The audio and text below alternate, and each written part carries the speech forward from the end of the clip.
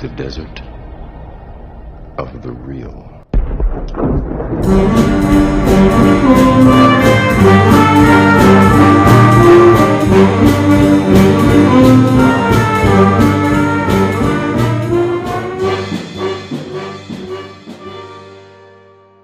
Welcome to the Desert of the Real. I am your host, Ryan Hudson. Join with me, as always, is a man who, just like this movie, would rather spend time in the real world and not the much cooler virtual world. That is true. Jason Dietz. The Desert of the Real is a movie podcast where I force Jason to watch big blockbuster movies he's refused to watch because he did not think they were worth his time. And we're finishing the Tron trilogy. A trilogy... How many decades in the making? From 80s to 2025. Yeah, almost 50 almost. To make 3 movies. We are 2 high school English language arts teachers, and we attempt to use our academic training to dig deeply into movies. We explore the creativity, philosophy, ethics, and film studies in our movies and push you, the listener, to think critically about your entertainment. Thank you for being here. If you haven't done so, please remember to like, review, and subscribe. It means a lot. And I suppose it helps. I guess. I guess. I don't even know. At this point, it's just a labor of love. At this point, we just like it. Actually, till somebody volunteers to be our social media campaign. Yeah, it does require a lot of work. It is us. It's just us. We are the elite, the listener elite. But Tron Ares, I was unsure what you were going to think until I just saw your Letterboxd review. You gave it 2 stars. I did. It's just a not. Yeah. All right.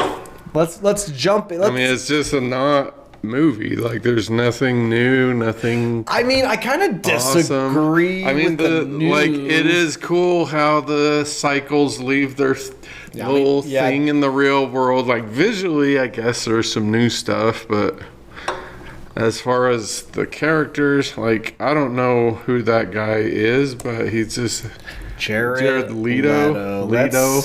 I don't know who that is, but if this is an example of his acting, I don't know how he's an actor. Okay, that's okay. He literally does nothing. He's completely emotionless the entire movie. The thing about Jared Leto in this movie, he's supposed to be a robot devoid of emotion that learns emotion. And you know what that does to an audience? It's hard to connect emotionally. Right, and he doesn't learn emotion anyway. He's Not the really. Same guy. Yeah, it was pretty not. It was just it wasn't a bad movie, but having just watched Legacy, this was not.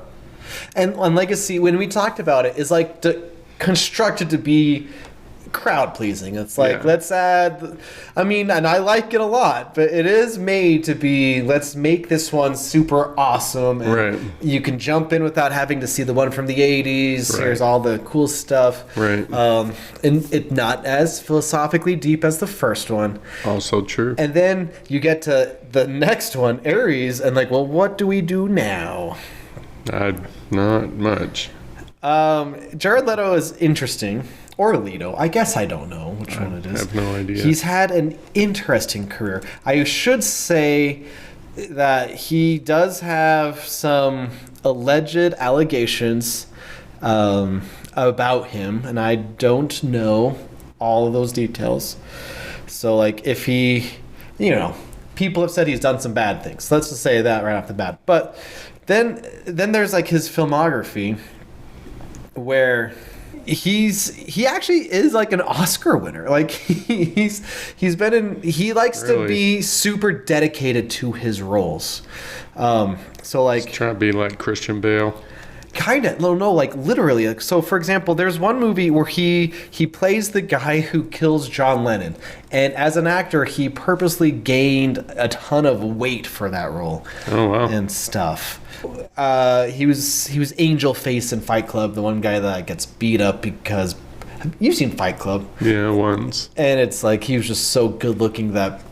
Was it Brad Pitt's character that just wanted to beat him up because he looked so good? That's Jared Leto back in 1999.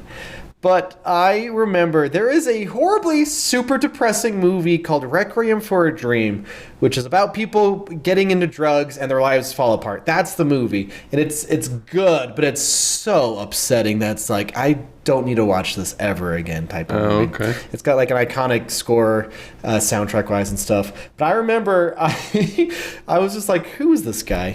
When I watched it a few years back. And like, Jared Leto. And like, what has he been in? That's when I learned, not only is he an actor, he's got a band. He's a musician.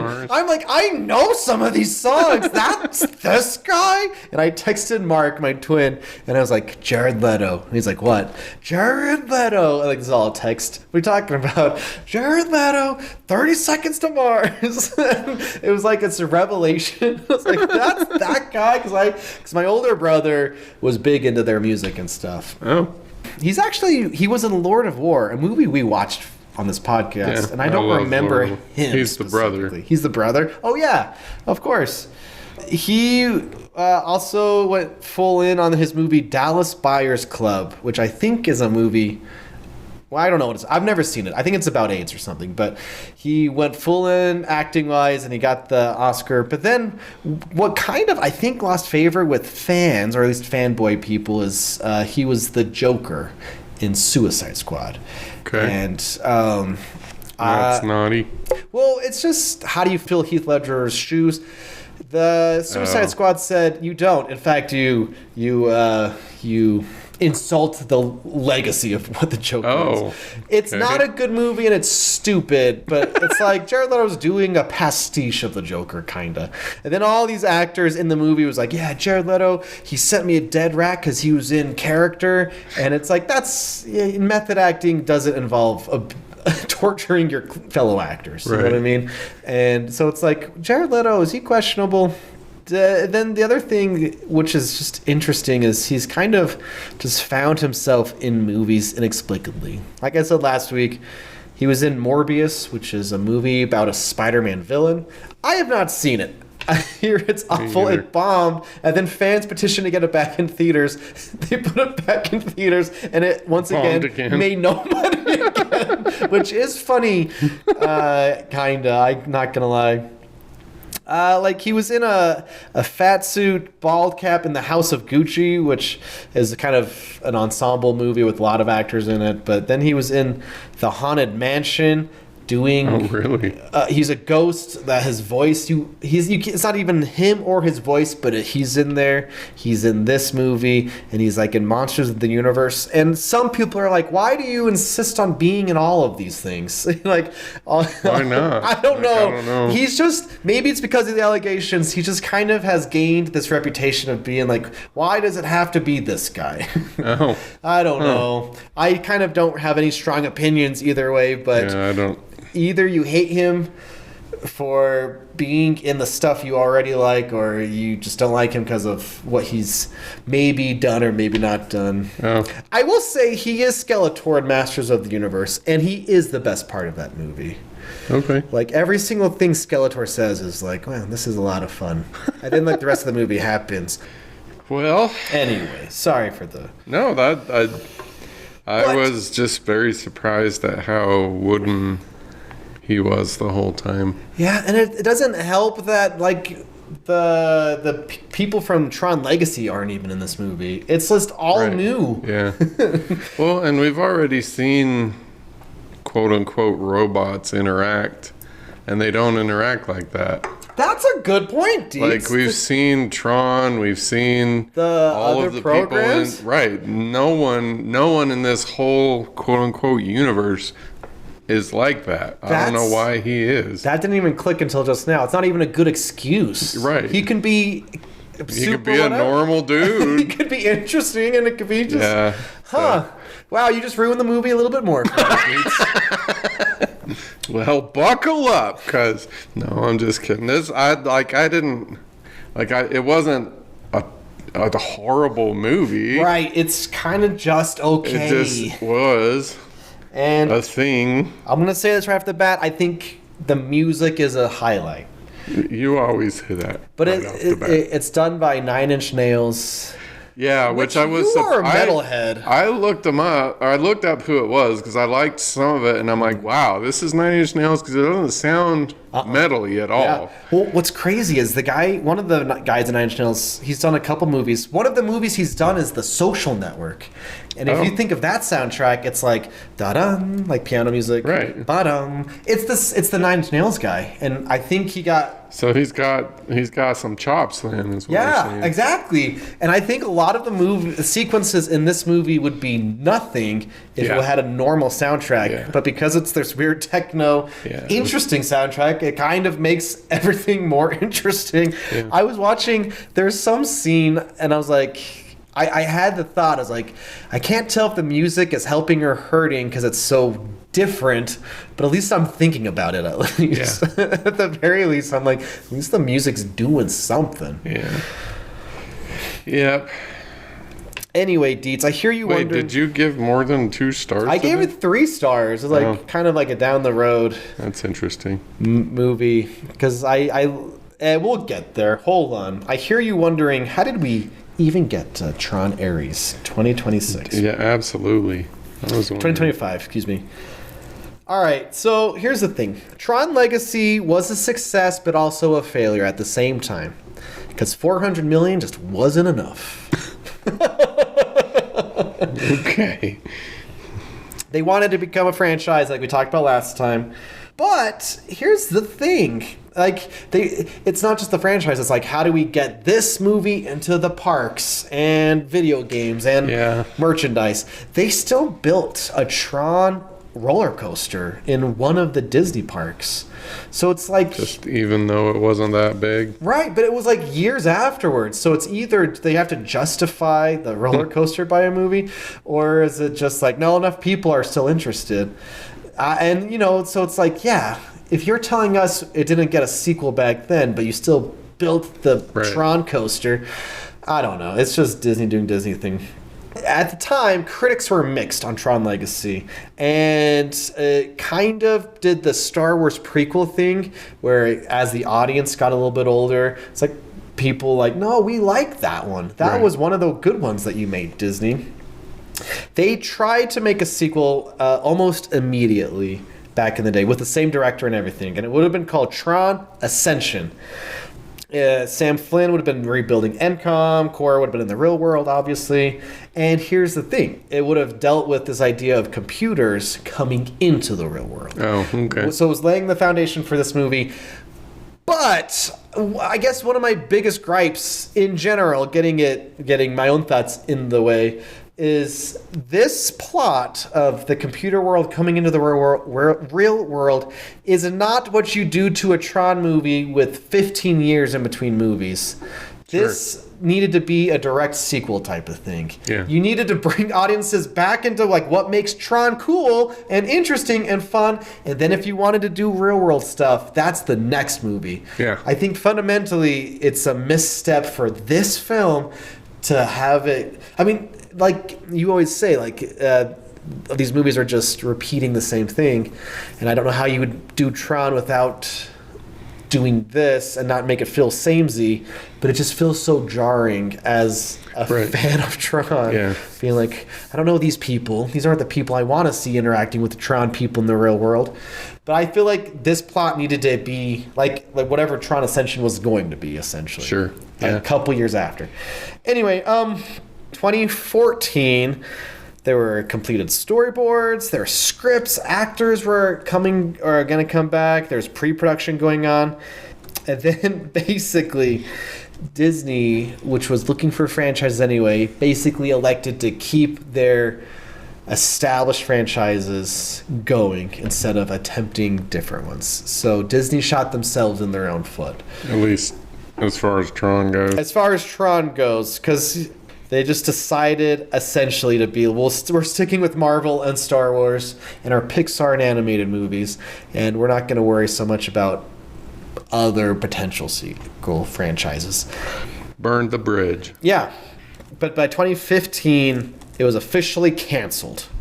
So, that's the moral. The thing that killed it is they're prioritizing other franchises. Well, I mean, if you're only interested in money, I think that was probably a good choice. I mean, they made so much money off of the Marvel stuff. And they continue to make so much money. That's the thing. Because it's not just box office stuff. It's stuff at Disneyland. It's people buying toys. I just learned this. Cars, the first Cars alone made about $10 billion of just merchandise. Wow. Cars was nuts. Like, everyone bought Cars toys. Yeah. And Cars, everything. Like, wow. You know what I mean? But the one movie that kind of sticks out, allegedly, is the movie Tomorrowland. Did you see that one? I did a long time ago. Yeah, it's kind of forgotten about. It has George Clooney, and it has Brad Bird, the director of The Incredibles and Ratatouille, and he did a live-action Mission Impossible movie, and this was his baby. I want to make a Tomorrowland movie, and you can tell that Disney let him do whatever he wanted because that movie goes in weird places. I also don't think it's good necessarily, but at least it's bananas, you know. Yeah. At least it's bizarre. And that movie was expensive and bombed, so yeah, Disney's like, yeah, we're not trying things now. We're sticking with what's safe. So in 2017, here's the thing: Jared Leto is a huge portion why this one gets made. Jared Leto is a big fan of Tron. Oh, okay. And should have acted better then. And because Jared Leto had apparently enough cachet and interest, he wanted to be in it. He's a producer of it, and he's kind of the reason it happens. It happened 15 years later is because he pushed it. Because he pushed it. So it's like, thanks, I guess. I remember at the time when the movie was about to come out, seeing a meme of, I probably mentioned this a while ago, but like people like walking sadly into the movie theater. It's like Tron fans going to see Ares. So it's like, well, I guess I want more Tron, but I'll have to support this one in order to show that I have interest in it. The other thing that kind of maybe let this movie happen was obviously the 2020 pandemic. Disney was, I guess, it was going through an enormous upheaval of sorts. How do we get back on track? So that kind of like, all right, what can we do to kind of see what works, what doesn't work? So that kind of helped. Disney Plus also came in. So like streaming was like, now Disney's like, do we put movies on streaming versus in the theater? So there's a couple years of trying to just figure out what is going to work. Right. And they've still kind of figuring it out after all these years.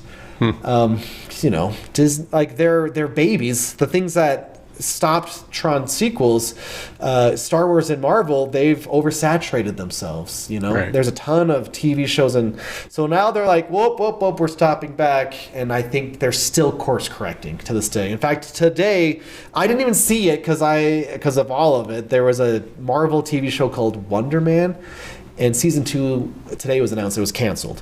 Like, you know, that's probably for the best. Let's focus on making these good things we want to watch. So, so Bob Chapek became the CEO. Emphasized cost efficiency, and he was, I guess, reorganizing Disney media operations. And during this time, Tron remained in development but moved slowly. And then in 2022, 2023. Audiences were showing signs of fatigue, believe it or not.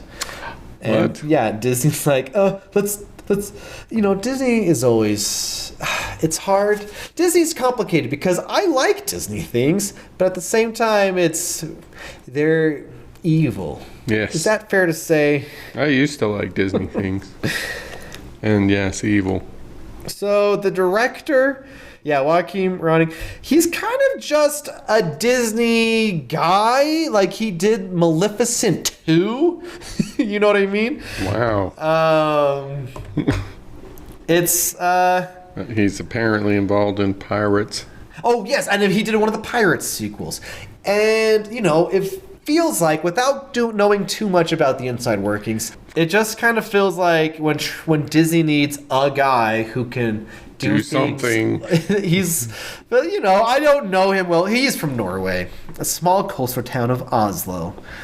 But you know what? Let me give him some credit. He made a small movie called The Young Woman and the Sea, starring Daisy Ridley, about the first woman who swam the English Channel back in the day. And you know what? That movie's not like amazing, but I wish we got more movies like it. Like, it's just, here is a story, and it's going to it's not big, it's not small, it's middle ground. And I think we've lost something as a culture when we stopped making the middle ground movies. Sure. Like, if you think back of movies of the 90s, it just felt like studios used to experiment more with like movies that may or may not have been huge successes necessarily. So Young Woman and the Sea, I'm going to recommend, if you haven't seen it, it's on Disney+. Well, that's why I love like the Netflix stuff. Yeah, that's kind of... Yeah, you watch a lot of the Netflix movies that they buy at like... right, the festivals. They're awesome. Like, I watched one last night called Exit 8. Have you ever heard of that? I know what it is because it's based on a video game.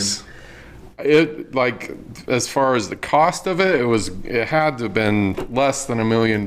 Yeah. But the story, like, I was so invested. The whole thing takes place in, I don't know, like a hallway as long as our hallway right here. And that's all there is. I need to see that because... It's so good. I know what the video game is, and I'm like, how do they turn that into a movie that people say is good? I have no idea. I didn't know that it was a video game. Some people say it's one of the best video game adaptations. It's awesome. I loved it. Because as far as I know, the game is you have to walk through this subway, and if there's anything different, any anomalies, you go back. Yep. But sometimes it's the same, so you have to keep track of it. Yeah. And I don't know what it was so is. good. Huh. And then we've got this Tron Ares, which is a video game movie, but indirectly. Yeah, right. Yeah, but yeah, I mean, this No Name, is it Korean? I think it's Korean. Yeah, this No Name, or at least No Name for me, Korean actor outacts Jared Leto in this. It was pretty, I don't know. My point being, a lot of studios like Disney, it feels like they're only giving us huge movies that need to make $1 billion. And we've lost a lot of the... We don't have the small storytellers anymore. But, yeah, Dietz is recommending... What is it? Exit 8 was awesome. Yeah, I loved it. It was 5 stars for me. So, yeah, I recommend it. I don't even know what it's rated. I watched it on Enjoy. So, anyhow, so for me, here's kind of my overall thing. This movie has some really pretty awesome moments in it, like isolated little moments, and then the rest of it is just kind of who gives a crap.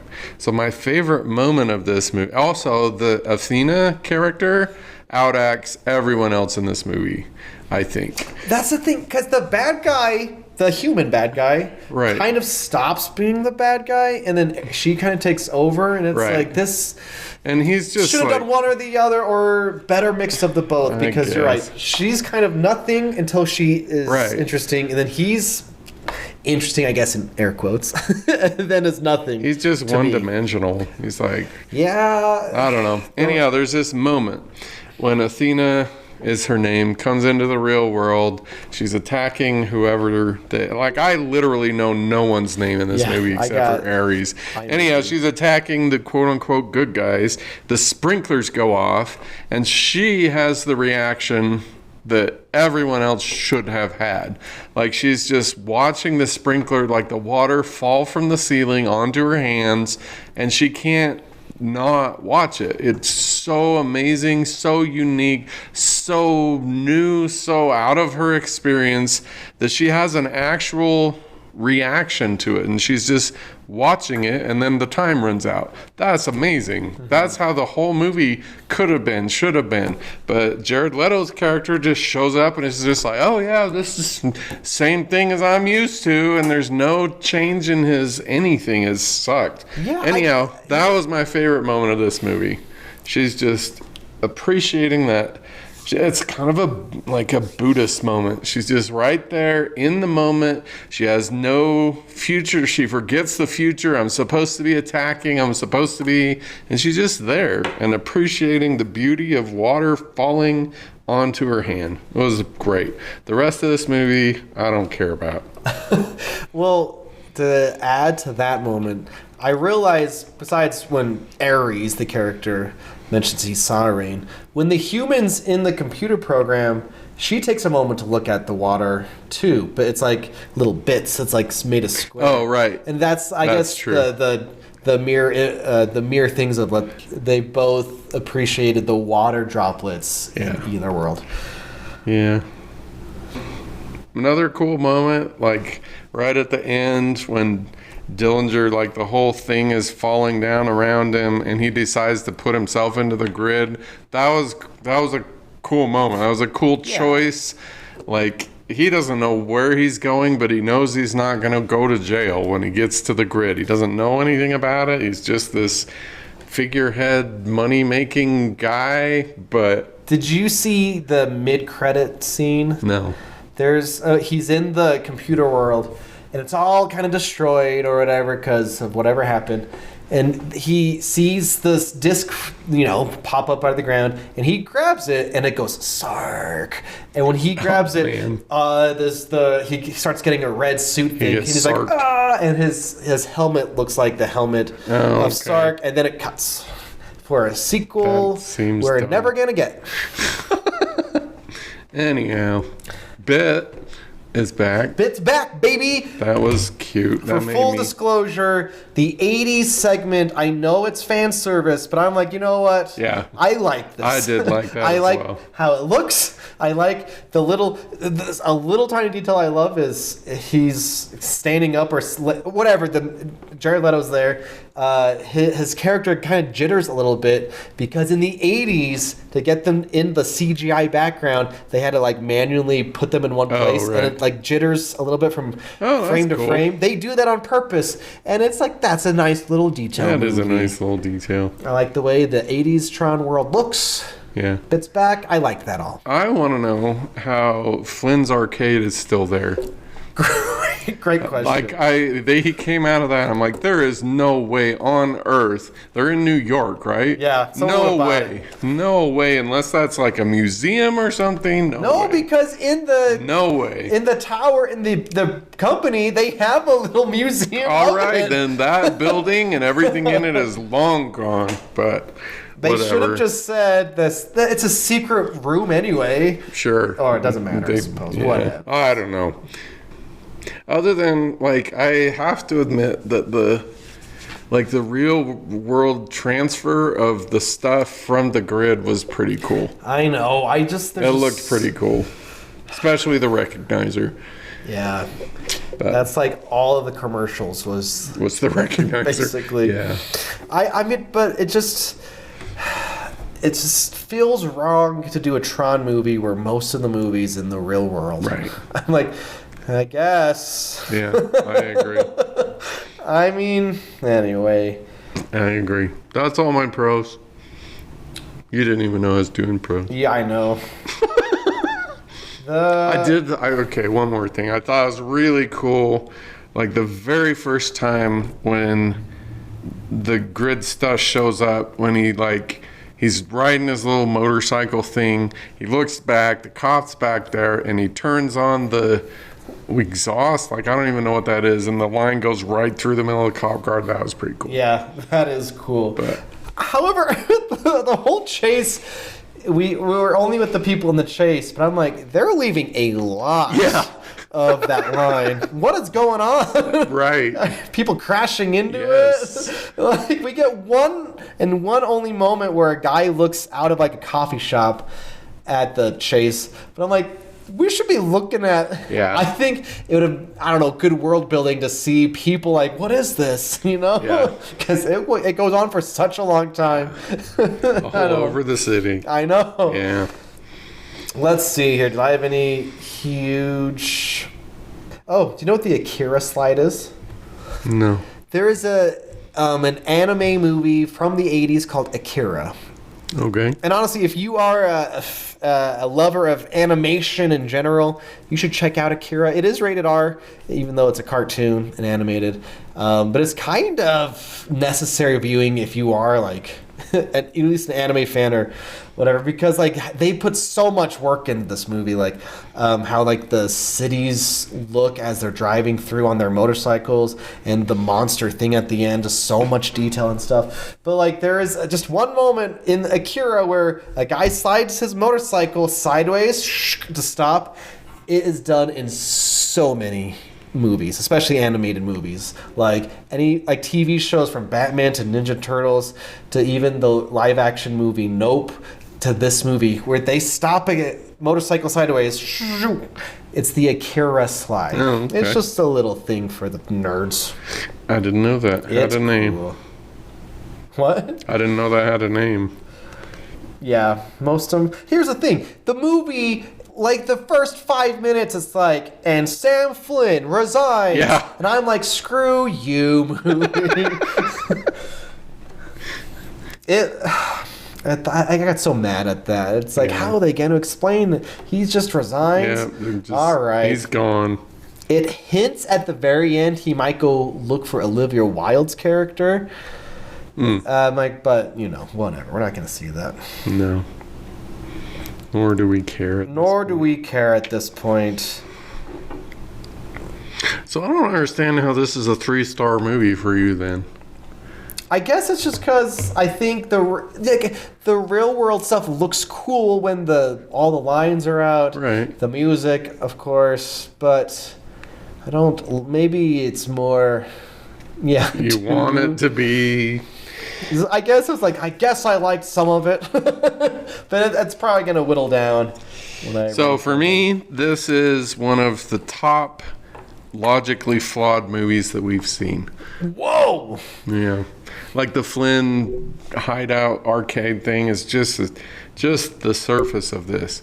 So as far as we know, in terms of conservation of matter, we cannot have lasers that create things out of nothing. That is not a possibility. It's not in physics anywhere. The things just and then there's this huge truck. So that was the start of it. I'm like, oh man, this is gonna be terrible. Anyhow, so dude, I'm just gonna list them off, and then you can defend them if you want. Sure, I don't. So we got Dillinger sends in his little spy guys into the machine, whatever. Great, they're on their way out. Great, whatever, they got it. And then he's like, sometimes you have to sacrifice your knight to expose the queen, and blows everything up. Why? Like, what was the purpose of doing that? There was no purpose other than moving the storyline along. When they stole... Yeah. He's like, sometimes you have to sacrifice your knight. Like, he was right there. He was almost out, and then he just exposes his whole self. Anyhow. What's interesting is stupid. The actor who was the character that was sacrificed... Got his leg cut off or whatever. He's, like, not a nobody. He's been in some movies and TV shows. He's the main guy, and there's in 2 Star Wars video games called Jedi Survivor. It's like him and his face and stuff. Oh. And he's in there for like throwaway guy. A couple seconds. Interesting. I don't know. So, I'm more upset that we go into the world of the last movie and it looks worse. Yeah. Like, why? What's the point? Yeah. Hey, these are things I like from Legacy. Never mind. It's all whatever. Okay. I'm going to keep going. Go for it. So if Eve Kim's sister already had the permanence code. Did she? It was on a disc in her little secret hideout. What is the point of this entire movie? She already had it. Okay, no, it's worse than that. I don't think she had it. She hypothesized that. No, it was on one of those little 5.5-inch discs. I don't think she had. I'm pretty sure she didn't have it. They were looking. I think it's worse than that, Deeds. I think the sister hypothesized that Flynn made it back in the 80s. Yeah. Which, in my mind, is way worse and stupider. No, he made it, and it was on one of those. You don't even know what those are, probably. A floppy disk? Those great big floppy disks. Yeah, he made it. Eve Kim's dead sister had it on the floppy disk in her secret hideout. This whole movie is pointless. No, okay. That's what happened. We're upset. We're upset at this thing for two different reasons. I think it's stupid that the movie insists that it was made back in the 80s in the first movie. Okay. And you I think it's stupid that they already had it, but this entire movie is chasing it. It's dumb. I mean, it's the MacGuffin. I think the movie did say it might be in here. Let's look for it. Oh wait, we did find it. Oh look, it's right here on the third disc we put in. I just don't think that Flynn from the 80s could have figured it out. Come on, it's Jeff Bridges. Of course he can figure it out. Come on. It would make more sense for it to be in the Legacy one. Sure. But for the sake of very specific nostalgia, it insists. Fair enough. We both hate it. Moving on. For different reasons. Okay, so Ares spawns in, and they call him the MCP. Yeah. And he immediately starts having, doubts about everything. The whole character of Ares is dumb to me, because there's no point at which he's like, yes, I am the master control program, I will destroy whatever, blah blah blah, he's supposed to be. There's none of that. He's immediately having doubts. Why is he having doubts? I don't know. Why does he understand humanity? I don't know. Why does he all the emotions? I don't know. No, there's nothing there. He's just this stupid. Anyhow. Okay, so the grid to the real world transfer that they did, all they had to do was get on a bike and go that way for 30 seconds. How does that never happen before? That's also stupid. You just drive over there for 30 seconds and you can pop into the real world. Oh, to get out of the... Yes. That's ridiculous. That's stupid. I agree that, and I don't like it, but for... Okay, what's the reason? Why I don't like it for a different reason. Right, what's your reason? Mine's the logic. In Legacy, it's the whole thing. It's it's going to close. It's our ticking time bomb to make the plot happen and stuff. And then it's part of the movie to get there. Okay. And I don't like it in this movie because this computer world is boring and stupid and looks just like, I don't know, the docks of some sort of... Seattle or something. But ouch. I don't know. Apologies to you if you're in Seattle. It just looks like a boring place where Tron, in the last two movies, is an interesting place. Right. You know what I mean? Yeah. It's just, I guess, Red Seattle. Okay. I don't know. It's fair. Just, yeah, let's get there. Yeah, sure, why not? Let's get out of this boring place. Somehow the real world's more interesting. Everything that Jeff Bridges is doing in this movie is so cringy. The whole time he's playing a caricature of the caricature of his original character. Yeah. And it's very not awesome. It reminds me, I don't think they should have had him in advertising or in the opening credits. He should have been a surprise cameo. Sure.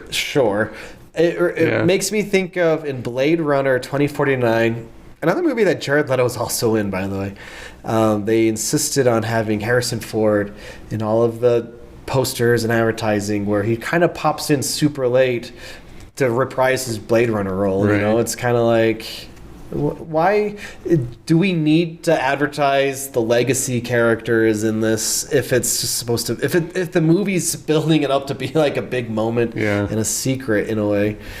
But it just felt like a knockoff of that, basically. Yeah. Let me go talk to the guy from the original movie for some advice. Yeah.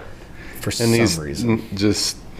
Yeah, man. Yeah, exactly. Dude, man. No. Okay, and then we'll just end with this. Why is the stuff from the computer land stronger than the stuff in the real world? Oh. Because that is a good question. Logically, it would be not that way. It would be the other way around. But all the grid stuff can destroy all of the real world stuff. Yeah, because it's 3D printed. Sure. It's 3D printed out of nothing. It's made of nothing. All right. Anyhow, That's it. That's my logical issues with this movie, which I believe makes this movie one of my top. I have logical issues with this movie. Okay, movies. Here's a logical issue you didn't even bring up. That's one of my issues. Bring it on. Let's make this big weapon thing, and Ares the person we can make. And here's all our people that want to buy it. And like, oh, we need the permanence code because it's only lasts 29 minutes. I think it's ridiculous to assume armies wouldn't be interested in a thing for 29 minutes. Yeah, for sure. I feel like that's still a valuable weapon. Yeah. And the movie keeps telling me it's not good enough. Yeah. You can do a lot in 29 minutes. Yeah. It reminds me in Ant-Man, the villain's like, I got to recreate the shrinking thing. The thing I make just makes a small mush thing. What a great weapon. Yeah. You know what I mean? Seems like it's good as a weapon as is. And for this movie, I'm like, people would still want a potential small army for 29 minutes. Sure. I think that's not out of the question. Yeah. Also, the fact that they are there, they're watching this thing get made, and then they leave, and then we learn, like, oh, this was all within 29 minutes. Yeah. Not one person stayed to talk or wanted to see. Yeah. It's like, all right, don't believe. That's also bending my suspension of disbelief there. I agree. Oh, and here's another. This is a 1.5. Here's another con for you. There's a scene where Ares, the character, learns about Eve Kim, an actress I like, but she's in this movie. And get it, Eve. She's Eve. I got it. Anyway, he's learning. And Ares about is her. the god of war that doesn't start. That doesn't. Yeah. Anyway, we as an audience are learning all about her at the same time he is, and it's like, wow, 2 sisters. Oh, one sister died, and I wrote in my notes, who needs subtext? It's just an exposition dump. This better not be a 3-star movie when we get done with this podcast. And like, Tron Legacy is kind of like, it brings in the ideas of Frankenstein. Are you responsible for the things you create? We talked about this. And this movie, and I forgot about this, Greta Lee is reading Frankenstein. Oh, really? Yeah. Oh, in that montage of exposition, she's reading Frankenstein. I did not. And so this movie now is insisting. It's like, we are creating something. And it just was very on the nose. Because when a character is reading a book in a movie, it's about the theme, usually. In fact, I can't think of an example where it's not about a theme of the movie. Weeks ago, I mentioned reading a book called How to Read Literature Like a Professor. And then I taught, because I ended up not even really needing it or using it. But I thought I would, and then... then you just wasted all that time reading a book? Why am I reading? What the heck? But afterwards, now I'm just chipping away at it whenever I get... Anyway, every chapter of How to Read Like a Professor is just, hey, if the movie takes place at a setting, it means something. Right. It's all about finding symbolism mostly. Like, if character gets in water, it means something. Right. And it's fun for me and probably fun for you because we like to talk about that stuff. And hypothetically, you could teach a whole class based on, let's read the short story and this is how we find the meaning about stuff like that. Yeah. But my whole point in saying any of that was, hey, if a character does a thing, it's probably made with intent. Yeah, if she's reading Frankenstein, the movie's like, get it? Nudge, nudge. Do you get it? It was subtext in the last movie, but now it's text. Anyway, I dropped this half a star as we were saying. I have one more pro, I realized. Oh. Gillian Anderson is just a pro. Oh, yeah. You know what I mean? X-Files. And I didn't even... The truth is out there. My parents loved X-Files growing up. I need to rewatch X-Files because it rules. And I just... Yeah. She's amazing. Anyway, one of my pros of this movie is just she's in it. Yeah. She has a pretty basic role. Yeah. But, she's there. In story-wise, in the Legacy, we saw Cillian Murphy at the table of executives, supposedly the grandson of the villain of the first movie. This would make her character and Cillian Murphy's character siblings, even though... Or spouses. I think siblings. Oh, okay. But Cillian Murphy obviously did not want to come back, which I do not blame him. And other people weren't invited back or something. Anyway, dudes, you know what? What? This movie is interested in AI in ways Legacy just wasn't. Yeah. So I have a question for you. Okay. Or, I don't know, maybe I'm teetering in, like, this movie is attempting to say things about AI. And when it was made, AI became real in actual sense since, like, in 2010. Well, I guess this movie is literally asking, what does it mean to be human? Yeah. And we've talked to various extents about that idea. Mm-hmm. But I feel like, is it more interesting to ask, can AI philosophize? Can AI become a philosopher? Yeah. Like, can AI reason? You know what I mean? Can we... I mean, yeah. Genuinely, like, can... I think the answer to all of those is yes. Like, I don't see any limits on AI. Like, if we continue to build it, continue to shape it, mold it, make it more powerful, I don't see any limits. Like we've said multiple times on this podcast, I think if we continue, creativity will die, philosophy will die, critical thinking will die, and we will just be left with basic humanity. We will return to, I don't know, Planet of the Apes. We'll return to our roots, and what it means to be human will have been turned over to AI because they can do it easier, it can do it better, quote unquote. I have every science fiction author's fear of the future with AI. Yeah. Completely, yeah. Because, in this movie, it's a computer program learning to feel, I suppose. He just keeps it close to the vest. He was right at the beginning, but then he turned blue. I think you're right. I mean, it's not going anywhere.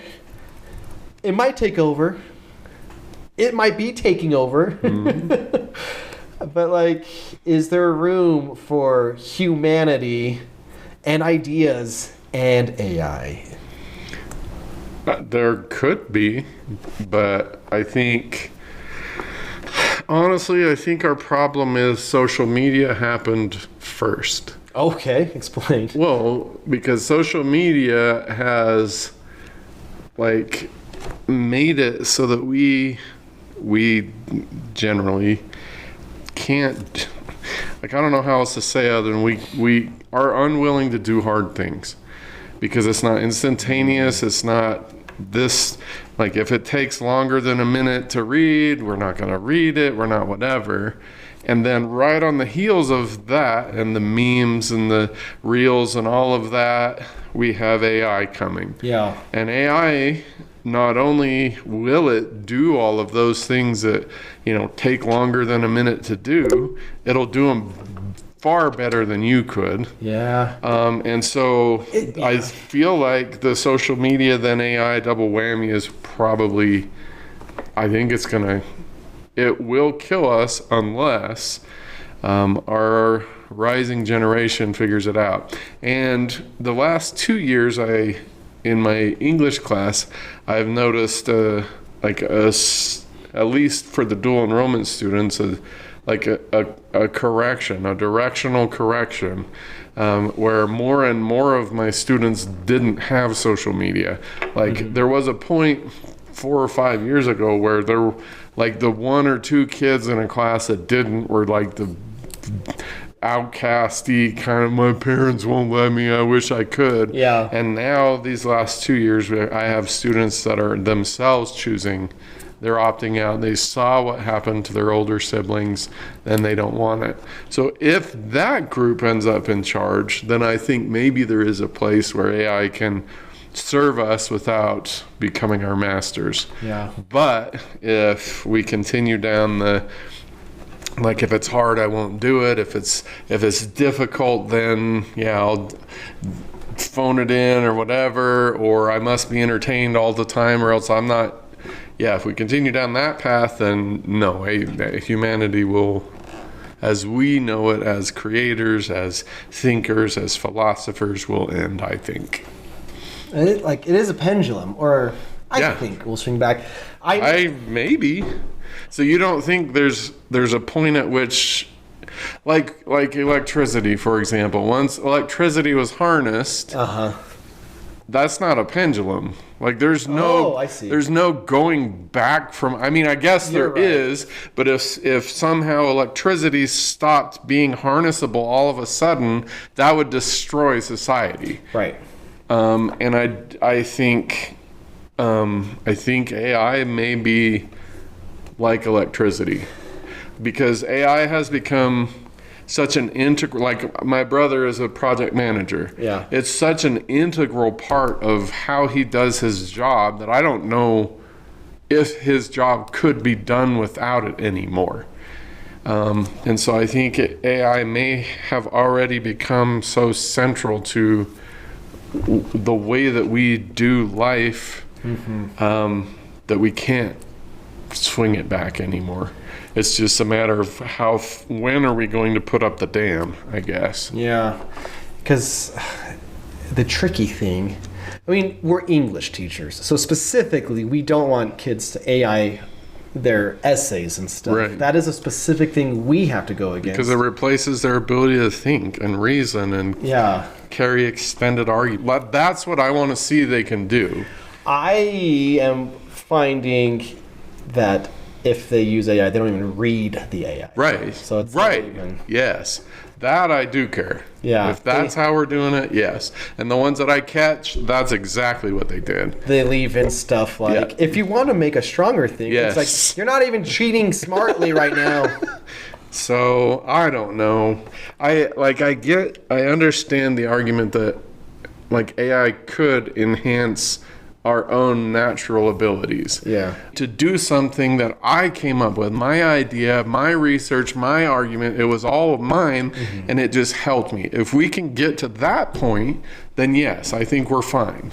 Yeah. But if we get to the point you're talking about where they just copy and paste it and leave the thing in, if you'd like to strengthen this argument at the bottom, then yeah, we're screwed. So... here's a funny story, because I was teaching this summer class at this university nearby, and we spent like a couple of weeks preparing for this big essay, the who am I essay, right. And all these tools and whatever, and then I presented the essay. The class like revolted, like, we don't want to do that. Like, really? No, I don't want to do that. And then I was like in front of them, like, well, what if, I don't know, instead of every single tool we've been talking about, you used music and songs to talk about who you are instead. Like, yeah, that sounds way better. Huh. And in front of them, I asked an AI program to like, hey, can you make this essay the same result but with you? And then I did this, and I did tweak it. Like, in front of them, I was rewriting things to make it more like what I wanted in the end. But for the rest of the class, students were like, Hudson, you used AI. So like there are students that are like turning, like you said. Yeah. Like, even though I was trying, even though they refused to do the original essay, and they saw me do it and rework it and stuff, just the fact that I used it to some degree was insulting to them. Yeah. So there's some hope. I hope so. But I am worried still. I'm very worried. Yeah. I do have an attempt to connect this to one of our favorite topics, though. And okay. It's not solid, but I'm wondering if we can get there. So, Tron, Ares, he's the fish out of water. He's learning about humans and stuff. And he's a computer. He's kind of AI. Do we, as humans... other AI, or I don't know. It's a stretch. And it is a stretch. But I was wondering how can we bring in one of our favorite topics to this concept. So AI as the other. Oh, the other. You know? Yeah, yeah. I mean, it's I know it's a stretch going in, but no, when you put it like is it the other? Yeah, I think that's a good point. It's the ultimate other. Is the ultimate not us? Yeah, that's why we fear it. Is that what you're saying? Yeah, like if we've met an alien, how do we interact? But in a real sense, there is this intelligence that is among us. Mm-hmm. You know what I mean? Yeah. How should we interact? How do we interact with it? That's actually really pretty interesting. But I don't have anything else besides the question. So I guess I don't know. Are there more than an AI? Is there like a race of AI? I don't actually even really know or understand AI or how it works. I think each AI, like there's ChatGPT, there's Grok, So those are all separate, different. Yep, yeah, all made by separate, and they all different have their people, own and they all need their own big factory-sized things to run. So then, There's that's Quora super as well. interesting. Yeah, they're all distinct and with their own like creators and algorithms running themselves. Then yeah, I would say that we definitely do. We're afraid of the powerful other, just like with African slaves, especially right after the Civil War. Yeah, very afraid of the powerful other. So yeah, I would say we do other AI. Is that bad? Would be the next question. Because generally speaking, on this podcast, we view othering as bad.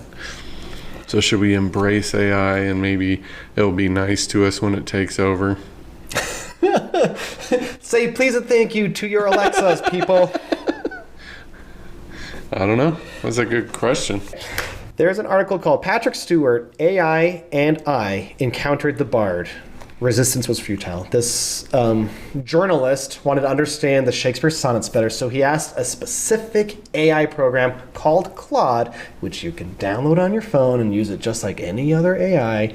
I don't know what it can do differently, but it is different. That's the whole point of this whole thing I'm bringing in is Claude is different than ChatGPT, which is different than Grok, which is different than the other ones.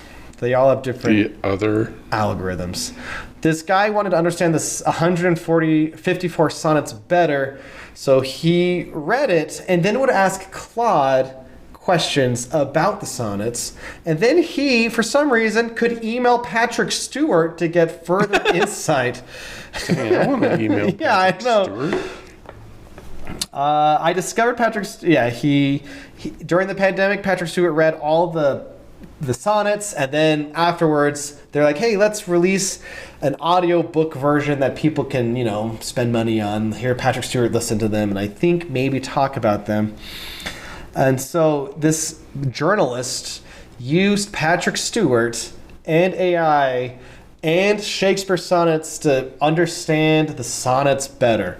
So he was using them with a specific purpose in mind. Yeah. And Claude, I don't know what it's different. I mean, people have ethical qualms against Grok because that's Elon Musk's AI. So if you don't want to use that because of him, and maybe ChatGPT, blah, blah, blah, blah, maybe Claude's your AI. I don't know.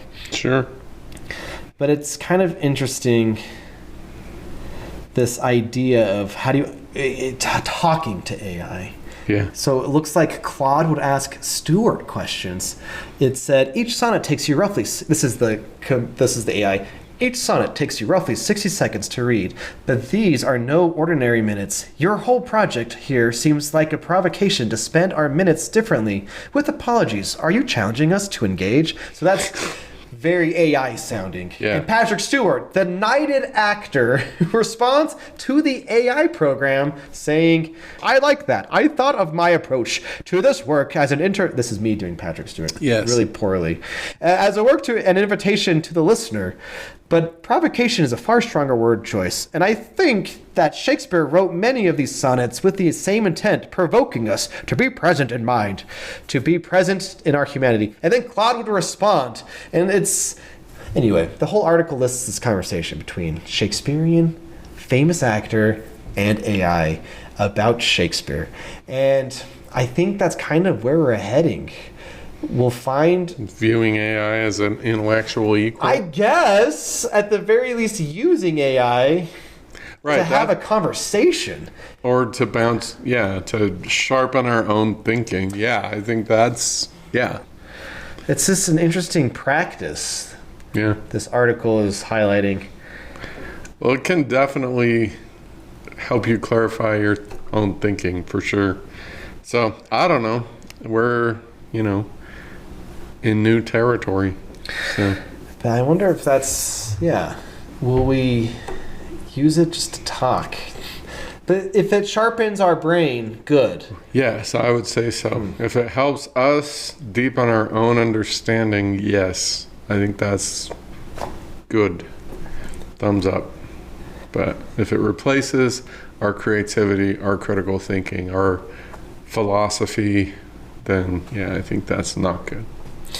It's an interesting dynamic with, I guess, AI, or if we're bringing it back to Tron Ares, a computer-generated being or whatever, but can we use it to make ourselves smarter? But when does the line get crossed? I think my line's a good line. When it starts replacing our creativity, our critical thinking, or our philosophizing, rather than sharpening it or enabling it. That's where I would say. I have one thing. Go for it. It's actually, ironically enough, one of my favorite philosophical statements in the movies that we've watched. So Ares and Athena are arguing. Athena's something like it's our purpose to follow the directives. And Ares says this: it's not our purpose, it's our programming. Our purpose is yet to be determined. That's a fantastic line. I think that fits nicely in my own personal philosophy of life. A lot of what I have fought against inside of myself, but also as a teacher, as a thinker, is the unconsidered acceptance of programming, whether that be, schooling, whether that's social media, whether that's whatever. Anytime we are not actively considering, do I want this as a part of my schema or my, glasses that I see the world through, anytime we're just saying, that's just how it is, I think that's a problem. And so Aries, for all of the other garbage that it is, I think that statement is fantastic. So it is not our purpose to just do what we're told, to follow the directives, to it's not our purpose. That's just programming. Our purpose is yet to be determined, and it is philosophically possible that your purpose and my purpose and Ryan's purpose are all different purposes. But that's not what our programming is intending for us to be. Our programming just wants us all to be the same. Sorry. Go ahead. I saw a recent conspiracy theory also regarding AI, but I saw someone saying all these companies, these tech companies, are buying up old books, and they're saying they're going to scan them with AI. And I don't know if this is true, but maybe. And it's with the intent of these systems will have the old knowledge, and so that the knowledge, in quote, will be control type of thing. For the purposes of programming or whatever. Think of Fahrenheit 450. Yes. Getting rid of the books so they can control the people. And if the conspiracy is true, then that's how one way they might be doing it. Yep. So to tie those two together, what Ryan was just talking about and what I'm talking about, that's our only line of defense against whatever doomsday scenario is ahead for us. In Doomsday, Avengers Doomsday, coming out December. I just cannot wait. I'm not programmed to like it. I like it on my own account. We'll all be good little automaton droids. That's Ben Stiller. What movie is that? I don't know. It's Mystery Man. Okay, let's all be little automaton droids and believe everything we hear on TV. Yeah, it's Ben Stiller. But in a serious way, it is good. It's good and healthy to have things to look forward to, even if it's the next Avengers movie. I think that there are other better things to look forward to. I know. I saw someone making that argument. It's like someone joked about. If that's all we have to look forward to, we're in trouble. Okay, but on a serious note, I saw. I was serious. I know, but I saw someone online, which already is a questionable source, where it's like we have this movie and this movie to look forward to. Don't end it, folks. But someone was trying to make it a serious thing. It's like, psychologically speaking, it is healthy to have things to look forward. Yeah, absolutely. Maybe we should have more important things. I guess. I don't want to. There's gotta be more important things than the next friggin' Marvel movie. Hold on. Yeah. But what? Dune 3? You're right. It is Dune 3. Hey, it comes out 3. The same day. Go see Dune 3 instead of Doomsday. Yeah, I would agree. I don't know what it's going to be because it can't be the book, but... I don't know. Anyhow. Anyway, there's a part where Ares, the character, when he sees the bad guy's mom, Gillian Anderson, and he's like... Then he recites the Wikipedia article, blah, blah, blah, superseded by so-and-so. Oh, yeah. And she goes, we don't call it superseded. We call it giving birth. I like that. I like that. Yeah. But also, wouldn't that be cool if our kids superseded us? I think that'd be awesome. Our kids are better than us, and they're better than, and they're better than. I think that is the goal. Here's my final two thoughts. The Ares and the programs could find our main characters so easily with cameras. And I thought that was a little far-fetched at first, but have you heard of these flock cameras, Dietz? They're getting put up even in your city. It's true.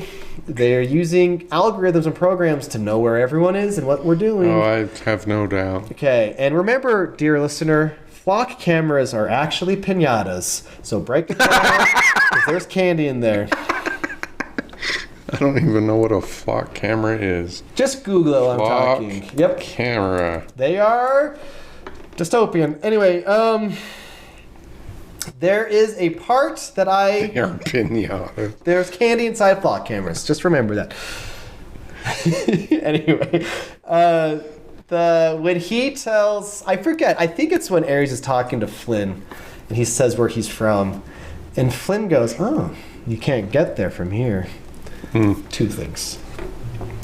I don't care about this part, but there is a REM album called "You Can't Get There From Here," and I think REM is that? Yeah, is that who you're talking about? I'm talking about REM. REM. Are you familiar with them? I am. So I'm not. When I'm sitting in a corner losing my religion, that's. They have an album called "You Can't Get There From Here." I used to live in New England, and if you Google the phrase "You can't get there from here," has a colloquial expression used in New England, and that is true. They will say, "Oh, you can't get there from here." It's just a thing you say when it's hard. Either you have, because how Mainers will explain things. Oh, you gotta turn left at the old stump. The barn that burned down a year ago, take a right at that, Are they all Amish in Maine, apparently? No, but... I see. Or Irish? That's not even a good Maine accent. There is a Maine accent, that's not it. They go, oh, yeah, yeah. Anyway, I love Mainers, and I love New England, but you can't get them from there is a Maine accent. The one thing I want to end on, and it's actually something, admittedly, I like a lot about this movie. Dietz knows all about REM and their music. But were you a fan of Depeche Mode? No, I wasn't really. They have a couple of good songs. I can't deny. You mean Depeche Mode? Yes. I love the part where the character Ares is saying, like, the character says something like, I know Mozart is more influential and more technically challenging and difficult, but I personally like Depeche Mode better. And he says, like, yeah, I know, not as complicated or influential as Mozart. I can't put my love for Depeche Mode into words. It's just a feeling. And as someone who teaches film studies and attempts to teach these kids how to appreciate movies in words, like the way they're structured and formed, and things that admittedly most people do not think about, at the end of the day, Dietz, yes, sometimes you just love something because you just can't put it into words. True. I don't know how to explain it. I just love it. True. It's because we're programmed. It's all a circle and everything's a lie. Just joking. No, I don't know. Like, yeah, if someone loves a bad movie, at the end of the day, I can't even fault them for yeah, it. You know what I mean? I have several movies that I love that are just not that good. Like, for example, Master of Disguise is just not a good movie in any way, but I love it because it's a lot of fun. I've never seen Master of Disguise. No one really should necessarily because it's really not that good. But it's just Dana Carvey playing like a ton, like he changes outfits and plays a ton of different characters, and that's the only reason to see it. Do you want to know an insane tidbit about that movie? About that movie? About Master of Disguise? Oh. Dana Carvey was dressed as the turtle guy when he learned about 9/11. Oh, really? Yeah. He talks about they had a moment of silence and everything, and he was wearing the turtle outfit. Too turtley. Turtle harm. But, yeah, why do we love bad things? Why do we love anything, kind of? What does it mean to be human? Well, sometimes you just love something that's not as good as a quote-unquote classic. Which, by the way, some of the Jurassic. You gave 500 Blows like 2 stars. That is the boringest, dumbest movie. Here I am going back on what I just said. You should be ashamed of yourself. Why? And this is me like saying you don't like Mozart as much as. Anyway, that's an amazing little moment in this not great movie of what it means to be human. When he's talking about Depeche Mode. You just gotta love something, and I don't know why. I just do. That's the most human thing ever. Yeah, I agree. I love Tron. I like Legacy a lot. I don't really like this one so much. Actually, you know what? Here's the thing. What? Our next movie, we're doing a Jason's Choice. Can I tell them what it is? Sure. It's a movie I knew nothing about. Couldn't even tell you a single thing. It's one of my didn't watch a trailer. Arlington Road from 1999, also starring Jeff Bridges. And Tim Robbins. And Joan Cusack, and it's magnificent. Here, I'm going to boost Dietz's ego here. Going from Ares to Arlington Road, one of these two has a lot more things to think about and a lot more things to say. Guess which one? And Ares it's like the pseudo-intellectual version. Yeah. Like this movie, like we talked about AI. We talked about, I guess, what does it mean to be alive or whatever, because the movie wants us to think about those things, but those are it's the dumb version of a conversation. I agree. I enjoyed talking about AI way more than this movie me too. wanted me to. And I ended with like, oh yeah, I just like something because I like it. That's a human thing, and that's a great moment and a great thing to think about. But as a movie that you can analyze, Arlington Road is much deeper and richer than. Yes, I agree. These. So you are correct. Arlington Road is our next one. It's rated R. I'm pretty sure that's only for language. Yeah, it's not even a lot of language. It's like, I think, a few F-bombs. Yeah, I don't know. I watched it on Enjoy. You see some people get shot, but I don't know if I'm desensitized, but I don't... Yeah, it's not bad. I mean, there's something nice about a good old-fashioned squib that we don't get anymore. Yeah. And it's... But that's... It's all CGI now. But if you don't if you can't appreciate the art of filmmaking, then it's like, oh, that person got shot and there was blood. That's upsetting, yeah. But if you're like, dang, look how that squib looks. It's a different, I don't know. Yeah. Arlington Road is, I'm glad you made me watch it. I think you should make us watch more 90s movies that I only get one choice out of every 5 movies that we watch. So if we want to change the purpose of the podcast, I can run us through tons of these. Now we do gotta talk about movies people actually watch. So, but no one saw. Did you know Tron Ares was a big bomb? I can't imagine why. See you next week. Enjoy Arlington Road. Don't be programmed. Do not be programmed. Think for yourselves. See you next week. Bye.